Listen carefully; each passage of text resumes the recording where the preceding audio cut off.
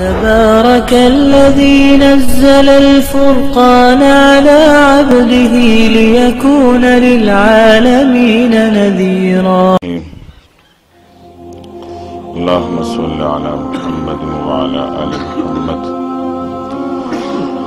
كما صليت على إبراهيم وعلى آل إبراهيم إنك حميد مجيد.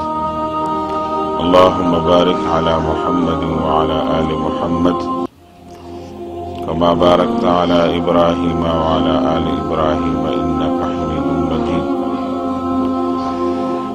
دا نبی کریم صلی اللہ علیہ وسلم پلسم کال دا نبوت باندے دا طائف دا واقعین پس بیا دا معراج واقعہ را للا او دا معراج واقعہ دیر ناشنا واقعہ وا دا مکی خلقو سرد دومر ثبوتون بیا هم مخالفت وکڑلو او دا نبی علیہ السلام پیغمبری او دا غف نبوت بانی یقین نساتلو او دا معراج دا طولی خبر دا نبی علیہ السلام معجزی او بید بیت المقدس کڑکئی ورتشمار اللہ استنی ورتشمار اللہ دروازی ورتشمار اللہ دا طولی ورت ٹکڑل بیا هم دی بدبخت خلقو نمانو دل دا خبرہ دا نبی علیہ السلام نے بیا مطالبه وکړه دا خو پزمکه چې دا خبره تم تکین دا زموږ باندې ته جادو کې او سحر دی مو ته په اسمان کې معجزه وخیا پزمکه کې خو تا ویل چې بیت المقدس دی را تشمار کړل او دا دی وکړل او دا موږ سحر او جادو غنو زموږ نظر بندي ده زموږ په اسمان کې ته معجزه پورته وخه بس بیا با ستا خبره ومنو با نبی صلی اللہ علیہ وسلم نا چکل دا مکی خلق دا معجزی مطالبہ وکڑوا نبی علیہ السلام ورطبیو فرمائل چی صبر وکئی جو بتاستا معجزہ خیمہ او اغس پومی با دو ٹوٹی کی گی با دو ٹوکڑی کی گی با و چکل اس پومی چی دا میاش دا پی لسمی تورسی گی سوار لسمی تورسی گی و بالکل مکمل شی چکل دا میاش چی دا لسمی تا ورسیدل و بالکل مکمل رناوا دا مکی خلق دا نبی علیہ السلام سرا دا معصوتن نفس ناستو او نبی علیہ السلام ورطو فرمائل چی پا اسمان کی ساسو دا معجزے کا مطالبہ و نغدر تسرگندو ما دا نبی علیہ السلام زیاد خواہش بداو چی خلق مسلمانان شی او خلق پا دین بانی زما پا پیغمبری بانی یقین و ساتی و خلق دا جہنم دا اور نبش خلق شرک پریگی گناہون پریگی توحید طرف تراش اللہ پاک دا نبی علیہ السلام دا خواہش مطابق چرے دا سپونگمی والا معجزی احتمام ہم کرے دے نبی علیہ السلام سر دا مکی غٹ غٹ خلق ناستو نبی علیہ السلام سپونگمی تا اشارہ وکرلا او سپونگمی میاش بالکل دوزیش والا او پا دیسی اندازش والا چی وہ حصہ دا غرون آغا طرف تاغوی پناش والا او بلا حصہ دا غرون بل طرف تا پناش والا بالکل میاش سپونگمی شیدہ ختمش والا بالکل لکه یو شیز چرا او غرزی کی زمکتا و ختم شی یو حصہ یو طرف تلالا و بلا حصہ بل طرف تلالا جبل غبیس ورطا غالباً وی یو حصہ اقا طرف تا پریوتا دیس خکارده لکه چی پریوتی گی او بل حصے بل طرف تلاړه د مکی خلقو دا ټول منظر د شپې وکتلو او چې کوم مشرقي ملکونو چې په هغه کې شپه وه هغه خلقو هم دا شیز وکتلو او د هندوستان په تاریخ کې بیا راځي چې د هندوستان خلقو په هغه زمانه کې چې کوم خلق په دې بر صغیر کې آبادو هغه خلقو د شق القمر نه د سپوږمۍ د دوه کېدلو نه خپل تاریخ آغاز وکړلو لکه سن هجری دا او سن عیسوی دا دقه شناغوی په دې بر صغیر کې هندوستان کې دا شق القمر کتلی و ځکه دې شپه دې تم تیاره وه هلته به سعودي عرب کې هم تیاره وه او د دوی شپې چې د ګنټو فرق به وي خو د شپو فرق نه دی نو په کم ملکونو کې چې داسې لږ فرق و هغه مشرقي ملکونو زیات ته ور د شپې دا میاشت وکتله چې دا دو ټوټې شوله او بیا د دنیا مورخینو هم په هغې باندې لیکل وکړل او دا منظر د مکی معظمې نه بهر خلکو وکتلو چې کومې قافلې د شپې مزلونه کول او د شپې روانو پیاده په آسونو باندې په اوښانو باندې هغوی دا منظر وکتلو چې سپوږمۍ دوه ټوټې شوه یوه حصه یو طرف ته لاړه او بله حصه بل طرف ته لاړله نبی علیه الصلاة والسلام چې کله دا خبره پیش کړلی شوله د مکې خلکو ومنودله نه او ویل دا خو جادو سیر را باندې وشولو سپوږمۍ مې څنګه دوه ټوټې شوله ویل چې د بهر نه د مکې نه کم خلک د شپې قافلې راځي موږ به د هغوی نه تپوس کوو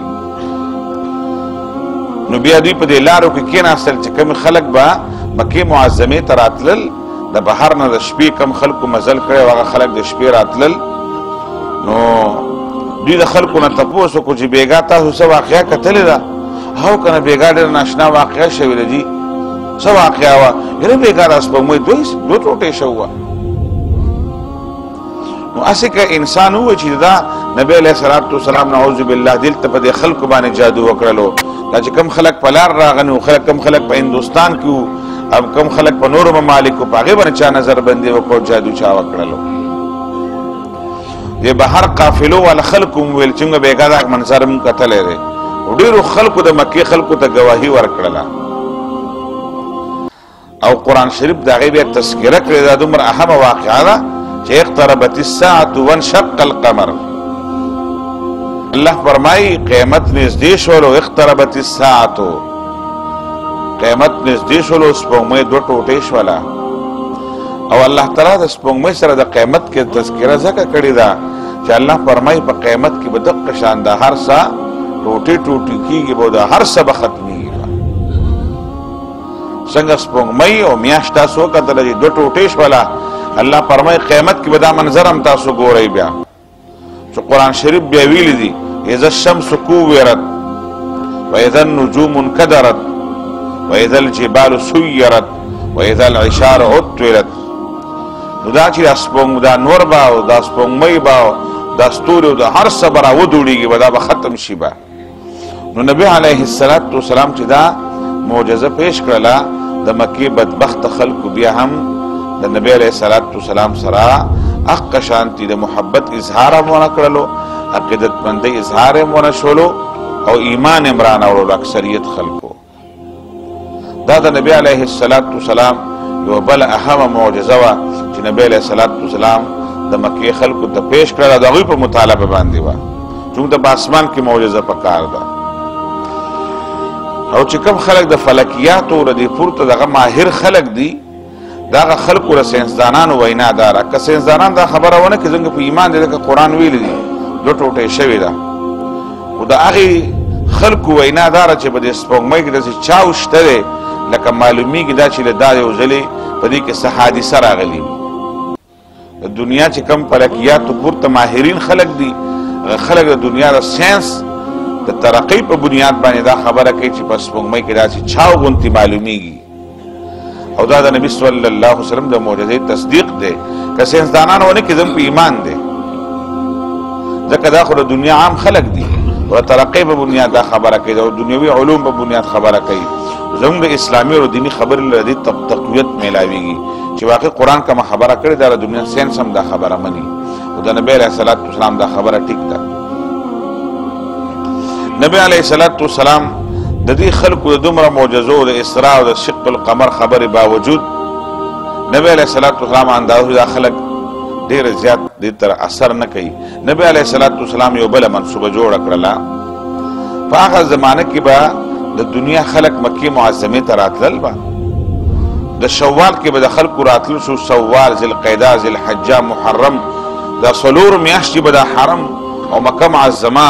دا علاقه به د دنیا د خلکو نه ډکه وه داسې ځکه به شوال کې به د حاجیانو راتګ شروع شو محرم اخره پورې به خلک ختمېدل بیا او بیا به په دې علاقو کې به میلې لګېدلې ذوالمجاز میلې به وي عکاز میلې به وي مختلف بازارونو میلې به لګېدلې او په هغې کې به خلکو خرید فروخت کولو به د دنیا منډۍ به لګېدلې او تجارتي هلې ځلې به هم کېدلې او د نبی علیه صلات وسلام د د وینا مطابق خلکو به حجم به کولو هلته به حج به هم خلکو کولو حج ته به راتلل یو لوی کاروبارې منډې به ولګېدلې نبي علیه السلام ویل د مکې خلکو مې وس به وکړو نه کېږي چې کوم خلک د بهر نه راځي د هغوی سره محنت کول غواړي نبی علیه السلام به د ذوالمجاز میلو ته د عکاظ میلو ته چې کله لاړلو نو خلکو ته به یې ویل چې خلکو لا اله الا الله قولوا لا اله الا الله تفلحون په دې بازارونو کې به دا آواز قولوا لا اله الا الله تفلحون لا اله الا الله ووایه کامیاب بشئ عرب خلک پې پوهېدل چې کوم خلک په عربۍ پوهېدل هغه په دې خبرو پوهېدل یو به یې دا خبره کوله دویم به ویلو ای خلکو تاسو کې څوک نشته چې ماله پناه راکړي او ماله ځای راکړي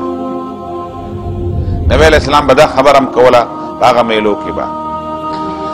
او بل طرف ته به ابولهب په نبی علیه السلام پسې تری و دا به شاته ورپسې و او خلکو ته ویل دا صابي شوی دی نوی دین راوړی دی بېدینه شوی دی او عقیدې خرابه ده او د لات بابا او د عزا بابا او د غوث بابا او د بل بابا مخالفت کوي زیارتونه نه مني بوتان نه مني او دا نه مني خمې مني خبره او په نبی علیه السلام به یې ګزار هم کولو وهل به یې هغه به یې د شاته ویشتلو هم بېزتي به هم ورته کوله خلکو به ویل دا دو څوک دي کوم د عربو خلکو به ویل دا مخکینی ورانه دی دا د پیغمبرۍ دعوه کړې ده محمد صلی الله علیه وسلم دی او دا شاته خپل سکه تره دی او دی مخالف دی دی دشمن دی و تره ابولهب مستقل د نبی علیه السلام پیچه به کوله د نبی علیه السلام پسې به ورپسې ورسو کې خبره ونه مني نبی علیه السلام به تره ته شاته نه کتل چې دی راته څه کوي خپلې خبرې به یې کولې مختلف وفود سره به ملاقاتونه کول او دا ټول بازارونه د کافرو بازارونه وو داسې نه چې مسلمانانو د کافرو بازارونو ته تلل چې دی دا پکار دی چې سړی لاړ شي د دعوت لپاره تللی شي د کافرو بازار ته د کافرو ملکونو ته تللی شي انسان چې هلته دعوت وچلی خلک مسلمانان شي او داسې بازارونو ته تلل چې هغه د کافرو بازار ممنوع نه د نبی علیه السلام ورغلی دی هغه بازارونو ته دعوت په نیت ورغلی سودا په نیت هم خلک ورتللی شي د کاروبار په نیت هم خلک ورتللی شي بیا هلته او مسلمانانو ته به په دې وخت کې شک کېدلو چې یاره مونږ په دې وخت کې دا کاروبار کوو څنګه به نو قرآن شریف په اجازت ورکړلو لیس علیکم جناح ان تبتغوا فضلا من ربکم هېڅ ګناه هم نشته دی که تاسو د عکاظ او د ذوالمجاز په میلو کې سوداګانې خرڅوئ او هېڅ ګناه لیس علیکم جناح ان تبتغوا فضلا من ربکم ګناه نشته دی داسې و چې نبی علیه السلام به دا دو خبرې کولې چې لا اله قولوا لا اله الا الله تفلحون او دویمه خبره کړې ما کې تاسو کې څوک شي چې ماله پناه راکړي د مکې خلکو یوه انتها نبی علیه السلام په مکه معظمه کې هغوی په قلاره نه پرېښودلو نبی علیه السلام غوښتله چې ماله څوک پناه راکړي ما څوک چېرته ځان سره بوځي او چې زه دا خلک پوهه کړم او دا قومونه یې پوهه کړم نو خلکو چې به دا اندازه وشوله که نه چې چا زړه به کېدلو هم زه به وله پناه ورکړم او کور ته به یې بوځمه خلکو به یې راولو چې دا جنګ پر ځان جنګ په پیسو ولې دشمنۍ له د خلکو ټول خلک یې مخالف دي او ځان پوه که خبردار چې ته بو نه ځي په ټوله دنیا شر به ځان له په شر پیسو باندې والي خو خلک به یې ویرول که چا زړه به کېدلو که نه هغه به هم لرې کړه نبی علیه السلام د عکاظ او د ذوالمجاز په میلو کې هم مستقل څلور میاشت تسلسل سره به دا کار کولو شوال نه به شروع شو شوال او ذوالقعده او ذوالحجه محرم په دې میاشتو کې به نبی علیه السلام په دې هر بازار کې هر دکان ته او هر سټال ته او هر فرد ته قافلو ته څو ځله به ورتلو خبرې به یې کولې چا خو ورته څه ویلی نه چا ورته لاس نه شو اچولی نبی علیه السلام به خبرې دا کولې په دې دوران کې بیا په دې مکه معظمه کې ځینې خلک وو هر بدن په لحاظ سره ډېر تقطر خلک وو ابوالجندل لی او که ابوالشمیل لی دا سنوم دی مانا اوس هیر دی چې هغه د مکې معظمې یو ډېر لوی پهلوان و او د هغه متعلق دا راځي وایي چې هغه په دې سرمن ودرېدلو که نه هلته سرمنې وي وایي چې د مکې دا ټول خلک به راغونډ شو بیا بېچاره سرمن یې نه شو اړولی داسې وخوځئ او یا چې دا سرمن راکاږي چې ډېر خلک به په سرمنې پسې ونه ختل سرمن به د هغه د خپو سره پاتې شو نور سرمن به وشلېدله دومره بدني قوت وله الله ورکړی و ځینې خاشیزونه امتحان وي. دا ډېر لوی پهلوانو د بدن په لحاظ سره نبی علیه السلام د دعوت نه خبر شوی و. د مکې خلکو به ډېر سازشونه کول، دی یې وله راویستلو او نبی علیه السلام ته وویلو ویل که زه دې راواچولم بس بیا به ته پیغمبر یې. د وهلو نه خبره کشتۍ ته لاړله، د بېعزتۍ نه او د کنځلو نه خبره کشتۍ ته لاړله. ای نبی علیه السلام هېڅ چا نه دی پرېښودی. انسان ډېر دا سیرت کتابونه ګورې که نه، انسان ډېر ودرده انسان چې زموږ د پیغمبر سره خلکو څه نه دي کړي. دا پهلوان د مکې معظمې راغی و، دا دومره لوی سړی و چې د مکې خلکو به په کم ځای ودرو بیا به چا ړقولی نه شو. یو 50 کسان او 100 کسان به دې پسې ولګول، هم به چا نه شو ړقولی، د خپل ځای نه به چا ړقولی هم نه شو. د خپې نه به د چا کم شی بیا راوګیر کړو چې به چا نه شو لر کولی، خلاصولی به ترې نه شو. نبی علیه السلام ته خلکو را مخامخ کړلو، ورته ویل که زه دې راواچولم که نه بس بیا به ته پیغمبر یې. نبی علیه السلام ویل دا به هم در سره وکړم، خیر دی که نه.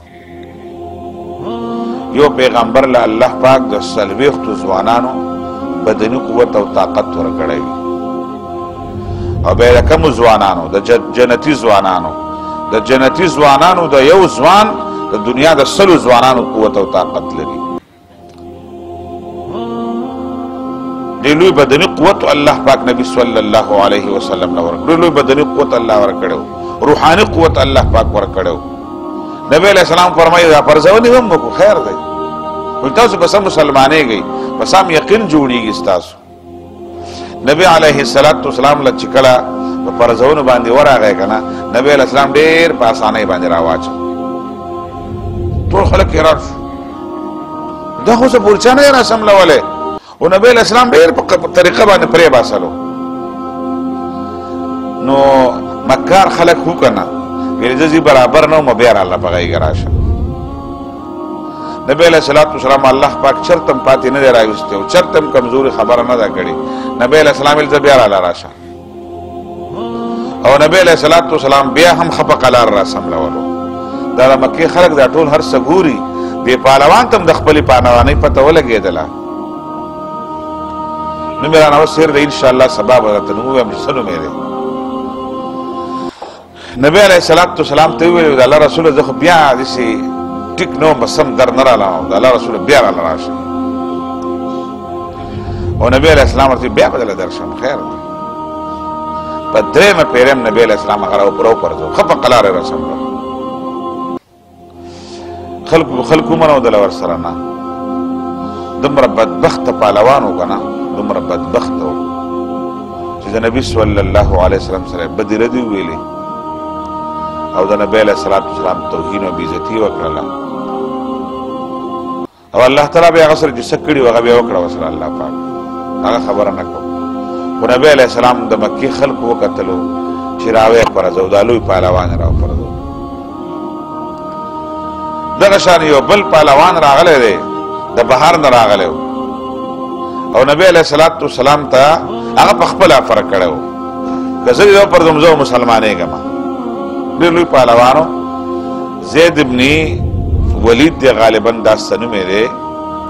نبی علیه السلام ورته ویل بس ټیک ده، دا هم ډېر مشهور پهلوان و. نبی علیه السلام د خلکو په مخ کې ورغلی دی، نبی علیه السلام را وپرځو، ویل بیا راله راشه.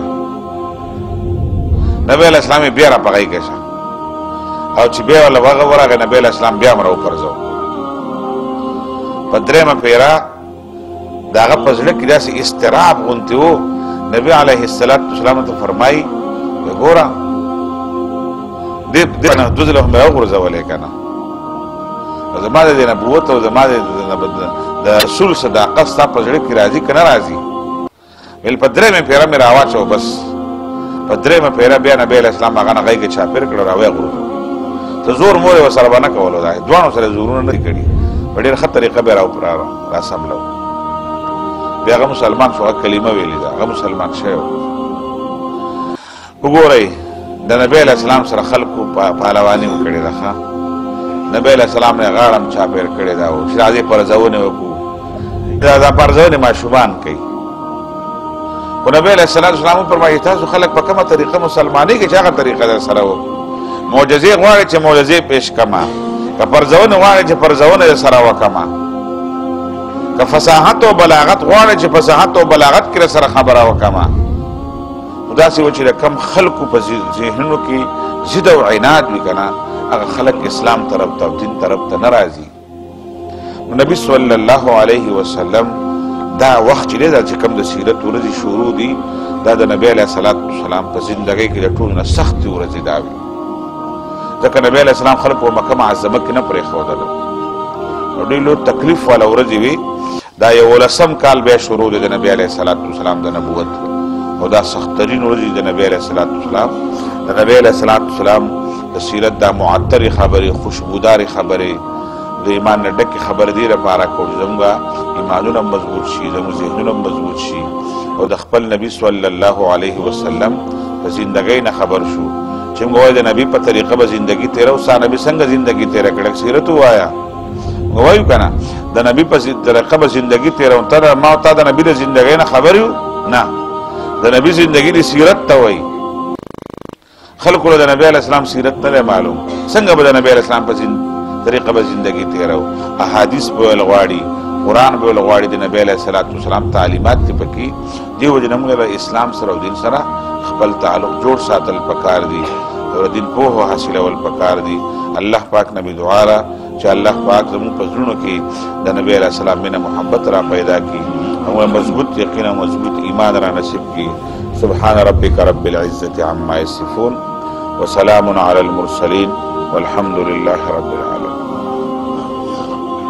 نور على مر الزمان تألقا وأضاء للدنيا طريقا مشرقا، وهدى من الرحمن يهدينا به للصالحات وللمكارم والتقى. نور على مر الزمان تألقا